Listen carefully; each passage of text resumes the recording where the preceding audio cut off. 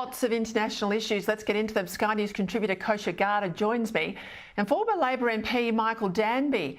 Well, of course, we've got this big presidential debate, the first of the 2024 campaign, kicking off here at 11 o'clock on Friday on Sky News. Joe Biden, Donald Trump face off.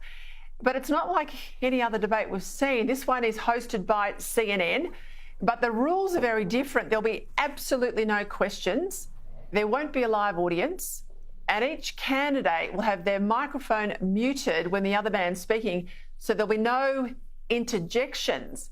Now, this is very staged, Kosha. I suspect it's to aid President Biden. What will you be looking for on Friday?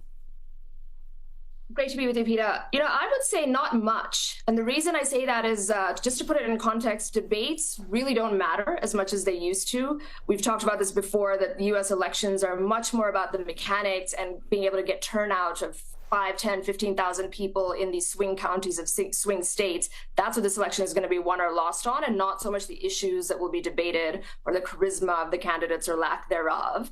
That said, maybe it will have a little bit of an impact on the margins. The thing here, though, is that both of these men are very, very well known, very famous, most famous men in the world, probably. They've both been president, and so they're known entities. And what I would be looking for is some kind of July surprise. Is there some big revelation or some big gaffe that Joe Biden makes, such as he has in other world stages, that just becomes the headline news? The last point really quickly I would add is, leaving the debate aside, as a media person, I think just from a media perspective, it's going to be very fascinating. Probably one of the most largest audiences for any televised event in history. Something like 200 million Americans are going to tune in. There's going to be ads. It's just the ecosystem around that is going to be interesting to watch just as a television event. Michael, it was interesting last week. President Biden was at an event. He literally lost his way coming off the stage.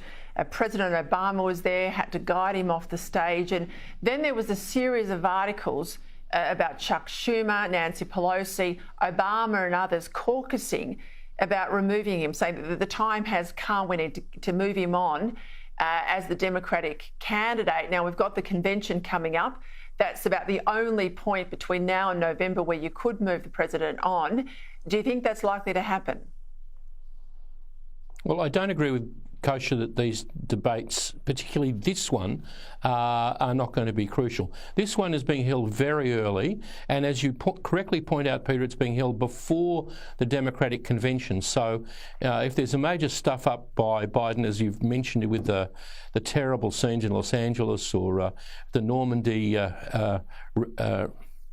memorial, they could easily, get the big stick and pull him by the neck off stage. So I think the governor of California will be the candidate against Trump. I cannot believe that a man in age circumstances as poor old Joe will contest against Trump. All Trump has to do is to maintain some equilibrium and dignity.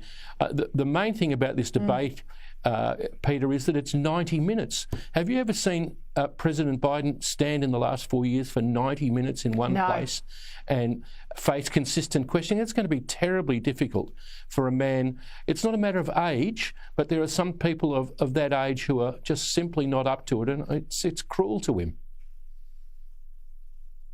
This Tory election betting scandal is huge in the UK. It's getting worse. It's ripping all the way through the campaign team now, Kosha. It's about people on the inside, in the know, who put bets on, this is the allegation, who put bets on to say they knew the date of the election. And of course, there was a big spike in bids placed. There's talk it could go as far as front bench ministers. This has been a shocker of a campaign, but this is about as worse as it gets, I reckon. Yeah, talk about an unforced error. They've already been spiraling downwards, the Tories, as we know, coming off the high that they've had in 80 years in 2019 and squandered that. And this is the last thing that they needed to do. And they basically handed a cudgel to both Labor as well as people like the Reform Party and Nigel Farage. All have been mocking them or making fun of them or even, raising more serious allegations about what this means. Unclear to me how much cut through it'll get to the electorate, given the era that they're living in with mass immigration and cost of living crises and all of that, except that it does underscore this broader distrust and disgust even, I think, that people increasingly have with elected leaders, and the Tories in particular in this case, that it sort of smacks of, rules of thee and not for me, and they're not taking their countrymen's plight seriously and instead are, engaging and trying to make a buck off inside information in this case. Hey, Michael, I'm just going to jump in there if I can, just quickly. Fatima Payman crossed the floor just a few hours ago in the Senate.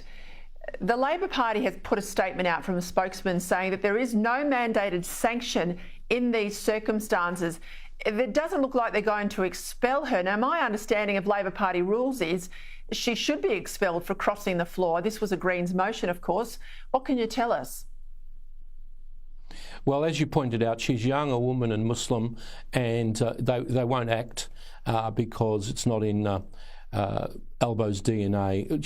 She may get suspended. But I want to go to the ethics of this. How can a young Afghan woman whose family has fled from the Taliban in Afghanistan effectively support the same kind of regime in Gaza, a regime that murdered, raped, kidnapped and tortured hundreds of Israelis? I mean, Fatima Payman, let's look at the issues. It's unethical.